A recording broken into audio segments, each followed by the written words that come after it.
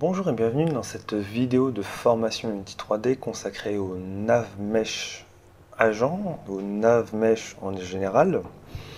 Alors j'ai remarqué que sur internet, ou en tout cas sur YouTube, qu'il n'y avait aucune vidéo traitant de ça, donc voilà, je suis le premier et surtout ça va vous permettre de vous familiariser avec cet outil qui est quand même, à mes yeux, que je trouve magique.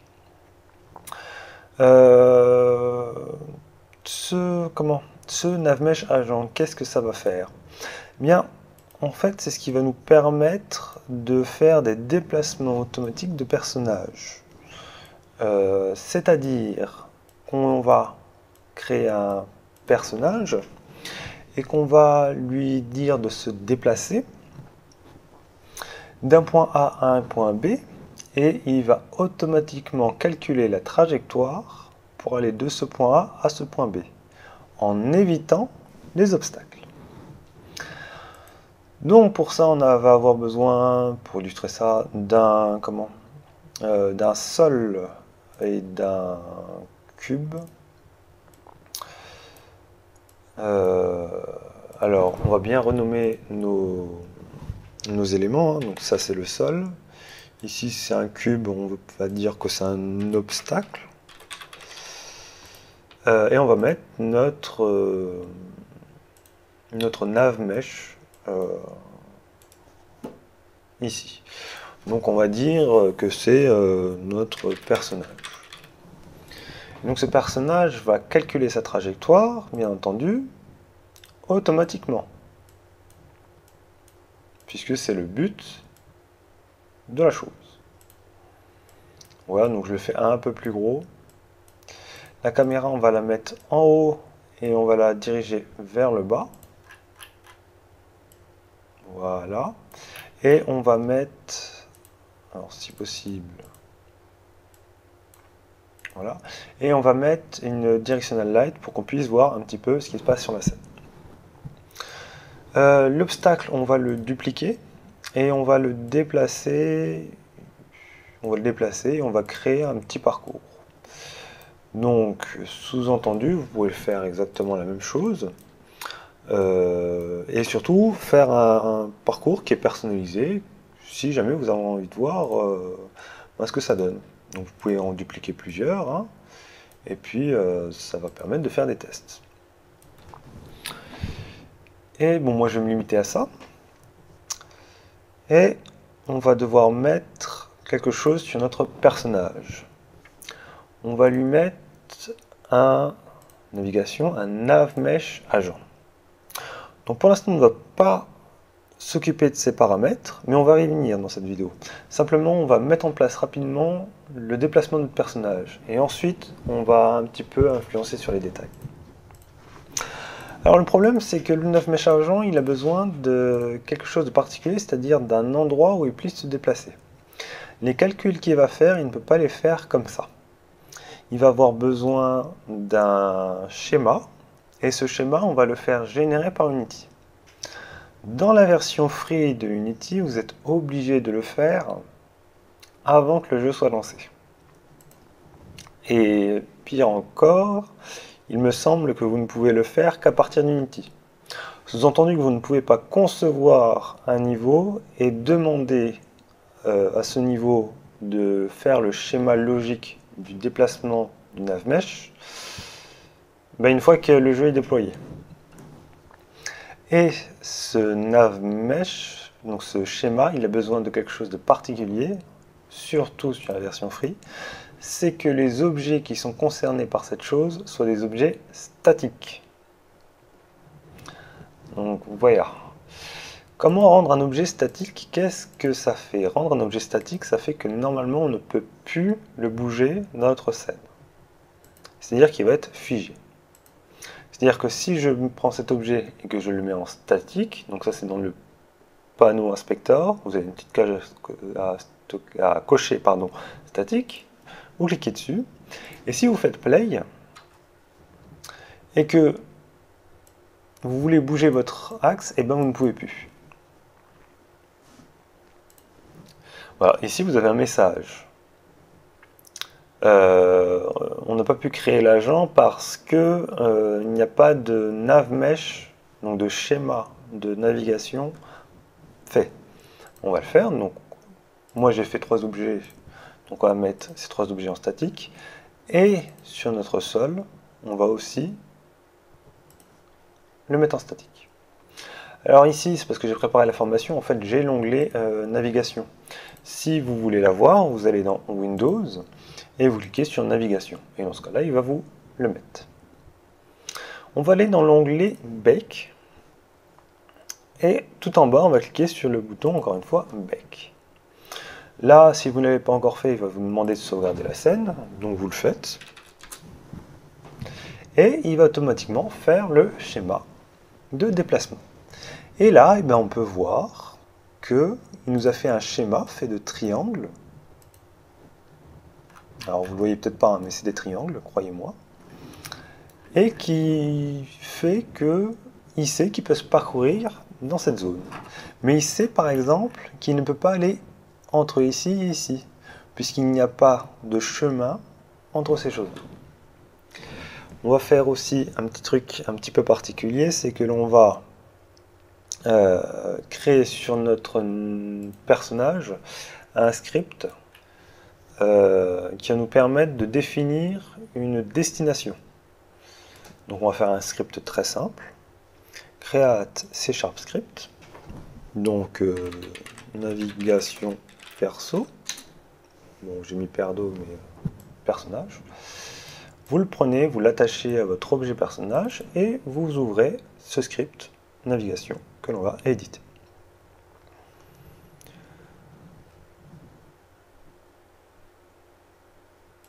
Alors, pour la navigation, ce que je vais faire, puisqu'on va faire un truc très simple, on va faire un lancer de rayon depuis notre souris sur le sol et notre personnage ira dans cette direction. On ne va pas aller plus loin. Donc tout ceci se fait dans la boucle update. Alors le lancer de rayon dit la fameuse variable le fameux pointeur qui va nous permettre de stocker le point d'impact de notre lancer de rayon. Et on va faire donc appel à la classe physique pour faire lancer de rayon. Physique, lancer de rayon, raycast.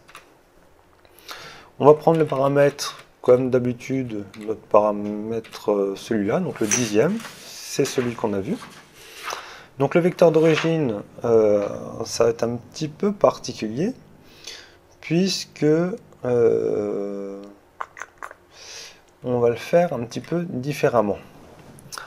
On va utiliser le 7e paramètre finalement, donc ce que je vous ai dit c'était une petite bêtise, et on va faire appel à une fonction qui va créer un rayon directement.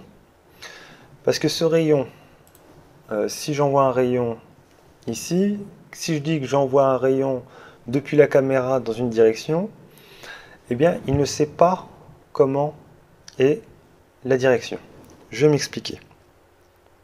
On va ouvrir Paint. C'est que nous on a une caméra en perspective.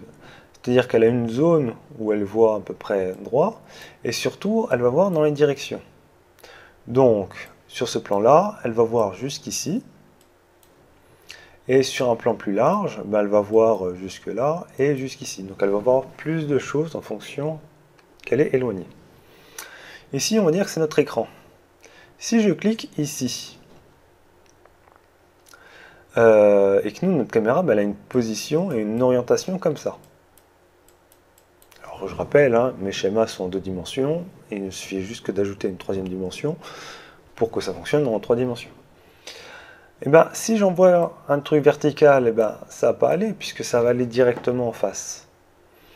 Donc on va faire appel à une fonction qui va directement transcrire ce point d'impact là en une déformation de l'axe avant de la caméra. C'est-à-dire que si je suis bien au centre, je vais aller effectivement tout droit. Si je suis tout au bord, ben, je vais aller vers le bord. Et si je suis ici, donc entre les deux, ben, je vais envoyer un rayon dont la direction est entre les deux. C'est pour faire simple. Lorsque vous avez une caméra orthogonale, c'est différent, puisque là vous avez des bords droits, et dans ce cas-là, le rayon est envoyé directement. Mais là encore, c'est pas tout à fait pareil. Parce que, si, ce coup-ci, on va dire que ça c'est notre écran. Notre caméra, finalement, elle est que sur un point. Elle n'a pas, cette chose-là bizarre qui est plate ici.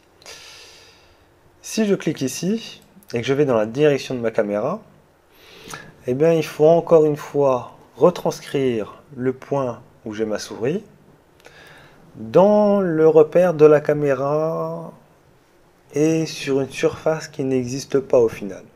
C'est la surface qui vous est retranscrite à l'écran, mais elle n'existe pas, puisque elle est composée de différents objets qui sont sur différents plans. Donc on fait appel à une fonction qui nous simplifie la vie. Donc ça c'est le pourquoi du comment. Dans ce cas-là, on va utiliser un truc tout fait. Hein. Donc on va faire appel à la caméra principale. Et on va changer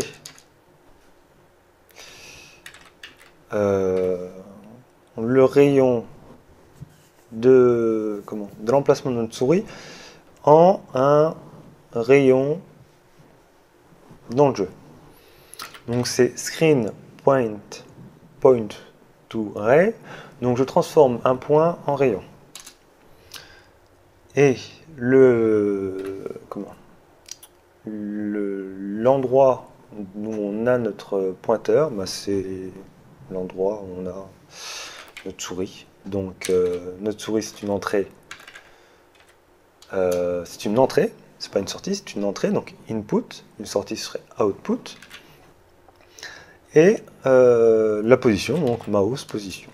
Donc bon, ça c'est des choses qui sont très faites. Et on va faire appel à notre rayon out it. Voilà, là on envoie un rayon et puis on stocke dans la variable it l'endroit où on percute. Et ensuite, on va dire à notre navmesh agent de se déplacer vers ce point. Donc on va récupérer le composant qui est sur notre script, qui est sur notre objet. Donc là on est sur notre objet puisqu'on a attaché ce script sur le même GameObject sur lequel il y a notre navmesh agent. Donc getComponent. Et on va récupérer donc le navmesh agent. À ce navmesh agent, on va lui définir une destination. Et la destination, c'est, donc ça c'est le rayon, et dedans on veut la position, le point. On enregistre, on fait play et on regarde. Donc là, rien ne se passe. Il s'est un petit peu déplacé au début, mais pour l'instant, il ne se passe rien. C'est normal, ma souris n'est pas dans l'écran, donc il n'y a pas d'événement qui se lève. Si je mets ma souris sur l'écran, mon navmesh va se déplacer vers ma souris. Alors on va faire quelque chose d'un petit peu particulier que j'ai oublié, je suis désolé. Comme ça fait un lancer de rayon et que ça définit la direction, la destination de notre navmesh en fonction de ce lancer de rayon, lorsque l'on touche notre capsule, enfin lorsque notre capsule se rapproche de notre souris, elle se met à percuter notre rayon et du coup elle se met à changer la destination. Donc pour cela, on va lui faire appliquer un layer, on va lui faire appeler un layer particulier qui est ignore raycast, ignorer les lancers de rayons. Et là, du coup, il se déplace et il s'arrête. Mais si maintenant je me déplace ici, comme vous pouvez le voir, il fait bien le tour. Donc vous pouvez faire les tests, tous les tests que vous voulez. S'il y a un endroit où il peut correctement se déplacer, il le fera. Donc voilà, là on a mis en place un navmesh agent qui peut se déplacer en lui définissant une destination. Alors on va regarder un petit peu du côté de navigation et on va un petit peu regarder les choses qui sont ici. Le radius, comme vous pouvez le voir, en fait il y a un petit arrondi sur lequel, alors c'est plutôt un chanfrein, sur lequel notre nav mesh va faire un déplacement particulier. C'est pour éviter qu'il fasse ceci, ceci. Là, il y a plus un petit arrondi. Dans ce cas-là, si on augmente l'arrondi, alors bien entendu, vous faites un arrondi et vous baquez pour avoir les modifications. Mais comme l'arrondi est plus grand, il va s'écarter plus loin. Notez une chose, vu qu'on a fait des arrondis plus grands ici, il considère qu'on ne peut plus se déplacer, vu que sûrement l'arrondi d'ici a touché celui-là. Et dans ce cas-là, il n'y a plus de chemin. Alors qu'avant, il y en avait. Egg, c'est la hauteur sur laquelle se situe notre nav mesh, notre schéma logique. Si on l'augmente trop, qu'est-ce qui se passe? Eh bien, il ne détecte plus les obstacles. Il va considérer qu'on peut se déplacer. Si je fais play, alors déjà, notre personnage se situe dans les nuages. Et puis, vous voyez que ça ne correspond plus à notre outil. Vous pouvez voir ici qu'il se passe quelque chose d'un petit peu particulier sur notre panneau scène. C'est que il y a des différents rayons. Donc, en fait, vous avez les rayons de là où il y a la destination et vous avez les orientations cibles que vous avez en bleu clair et en bleu foncé, c'est l'orientation actuelle de votre navmesh agent. Donc c'est beaucoup d'informations à prendre d'un coup, mais c'est final assez clair. Max Slope. Alors ça c'est un petit peu particulier. Dans votre scène, vous pouvez avoir des arrondis, des bosses, plusieurs choses. Alors on va créer un nouveau cube. On va le mettre... Alors déjà il n'est pas sur notre bon plan. Voilà. On va le faire plutôt gros. Donc plutôt gros. On va le tourner un petit peu. On va même le tourner beaucoup en fait. Hop, on va bien le descendre ici pour qu'il n'y ait pas de... pour que ici il n'y ait pas de cran. Et donc ici on va laisser max slope à 45, bon 38, ça n'a pas d'importance. Vous cochez bien statique et vous allez faire bake. Et là, vous pouvez voir que notre navmesh agent peut se déplacer sur cette pente. Moi je trouve ça magique. Max slope, ça va définir le degré sur lequel votre personnage va accepter de monter. C'est-à-dire que si je réduis très peu à 2 degrés, là on est clairement au-dessus, et que je fais un bec, eh bien il ne peut plus monter sur cette pente. On va considérer que c'est trop. Step eggs, c'est quelque chose d'un petit peu particulier. C'est grosso modo la hauteur pour laquelle il va accepter de monter quand même. C'est-à-dire que s'il y a un écart de 10 cm, mais que ce soit d'un coup, 10 cm par exemple pour nous, quand on marche, on va quand même pouvoir réussir à monter. Donc, il y a moyen de faire cette chose-là. Donc là, si vous regardez bien, notre personnage va faire légèrement, voilà, monter sur ce petit rebord. Donc si j'augmente, alors il faut quitter le mode jeu et faire un bec. Là j'ai fait, oh là là, on augmente bien, bec, c'est bon. Là vous allez voir, ça va être flagrant, il va accepter de monter alors que normalement il ne devrait pas. Hop là. Donc voilà, là c'est pour le bec au niveau de la scène. Enfin au niveau du navmesh, du schéma de déplacement. Si on va sur notre personnage, par contre, on a un navmesh agent. Alors, qu'est-ce que c'est que tout ça? Alors, je ne peux pas trop tout vous décrire. Le radius, c'est la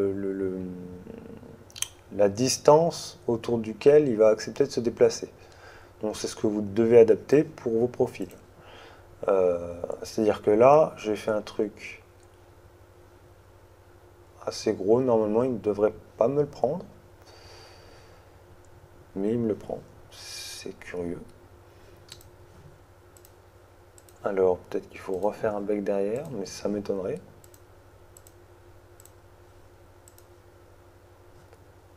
Mais normalement, il n'est pas capable puisque j'ai un radius. Bon, là, il me le fait.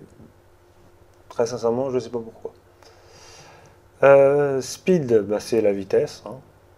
Plus vous faites quelque chose, un navmesh agent rapide, plus il ira rapidement.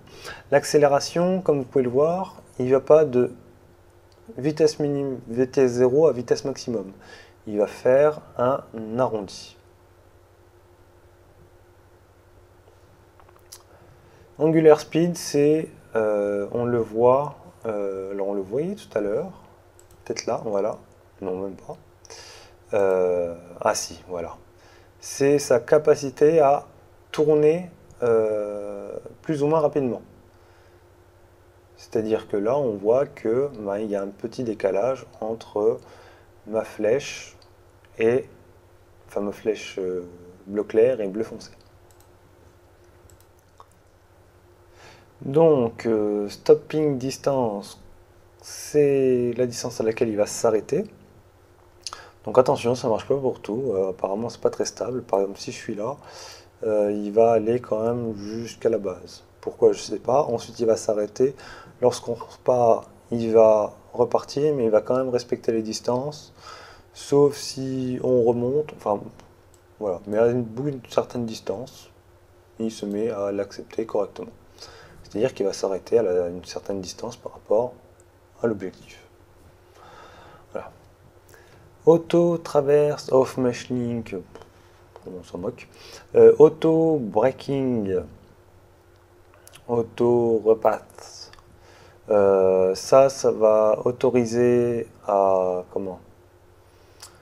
à lui refaire un itinéraire si jamais il y a des obstacles. Par exemple, que vous ayez un autre navmesh agent qui se déplace. Pendant qu'il est sur la trajectoire, il y a l'autre qui est finalement sur cette trajectoire. Bah, lui, il va automatiquement corriger cette trajectoire et il va automatiquement le décider. Excel à hauteur, c'est-à-dire que si vous avez quelque chose qui est en l'air, qui est plus haut, mais qui est à 3 mètres de haut par exemple, et ben lui il va quand même accepter de passer puisqu'il fait que 2 mètres. Base offset, c'est le décalage qu'il y a entre alors ça se voit bien ici, entre le collider qui sert à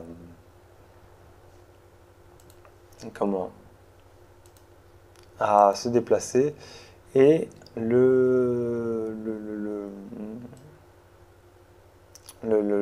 en lui-même. Voilà. Alors ça, je vais peut-être l'enlever. Hein. Hop, voilà. Obstacle avoid type, ça c'est si vous êtes sur une machine pourrie, vous mettez locality. Bon, il va essayer de faire un truc un peu potable. Eh bon, il y arrive. Sinon, vous mettez rate qualité. Et puis voilà. Alors, à compter que là, ce que je viens de vous montrer, ça ne sert à rien, puisque c'est sur les obstacles. Et nous, en Unity Free, on n'a pas le droit aux obstacles. Je vous expliquerai un petit peu après. Avoidance priorité. Alors ça va être la priorité par rapport au déplacement de quelque chose. C'est-à-dire que si moi j'ai un deuxième navmesh agent qui se déplace et qui va sur la trajectoire de celui-ci, s'il a un indice de priorité plus bas, eh ben, il aura tendance à aller tout droit et ce sera au mien de se pousser, en gros. Et nav, mesh, wallcable, c'est les choses qui lui sont autorisées. Par exemple, vous pouvez autoriser à votre nav mesh de sauter. C'est-à-dire que ici, par exemple, il accepterait finalement de sauter. Donc voilà. Une chose à savoir sur les nav mesh, c'est que, comme je vous dis, c'est que sur des objets statiques. Vous pouvez le faire sur des objets qui ne sont pas statiques si vous avez la version Pro. Et dans ce cas-là, vous allez avoir des obstacles qui va vous permettre de redéfinir le navmesh qui est présent sur la scène. Donc voilà, c'est à vous de savoir. Si vous restez sur la Free, ben, vous pouvez utiliser le navmesh, mais c'est dans une version limitée. Sinon, vous passez sur la Pro et dans ce cas, sur la Pro et vous avez une version complète. Voilà, je n'ai toujours pas d'explication pourquoi avec un énorme radius le navmesh passe quand même. Alors, en fait, si. Alors j'ai dit une petite bêtise, le radius ne se fait pas par rapport aux objets statiques de votre scène, mais il se fait en fonction des autres navmesh agents. C'est-à-dire qu'ici j'ai un cube auquel j'appliquais les mêmes choses. C'est-à-dire que lui aussi va se comporter comme un navmesh agent et il va se déplacer. On va faire un petit truc, c'est que si j'augmente ce rayon, et on peut le voir ici, ils ne vont pas accepter de trop se frotter. Là, ils essaient de faire en sorte de se déplacer, mais notre cube pousse notre autre personnage, puisqu'il y a ce radius de collision. Donc grosso modo, si vous avez par exemple une dizaine d'ennemis à contrôler, ben, vous pouvez faire un radius un petit peu plus grand. Ici, il faut longer un mur, ils vont longer un mur, mais ils ne vont pas trop se coller et faire des câlins à leurs copains. Voilà. On a un petit peu, pas tout vu bien entendu, mais on a vu une bonne partie sur le navmesh agent. J'espère que j'ai été aussi clair que possible. Pour moi, c'est un outil un petit peu magique, j'adore l'utiliser, même si je ne peux pas l'utiliser dans tous les jeux que je crée. J'espère qu'en tout cas que vous l'utiliserez avec grand plaisir, et puis n'hésitez pas à nous faire partager, tout le monde bien entendu, il y a des commentaires, vos créations. Voilà, c'est tout pour cette vidéo de formation sur les navmesh, et moi je vous retrouve dans la vidéo suivante avec grand plaisir. Bye bye.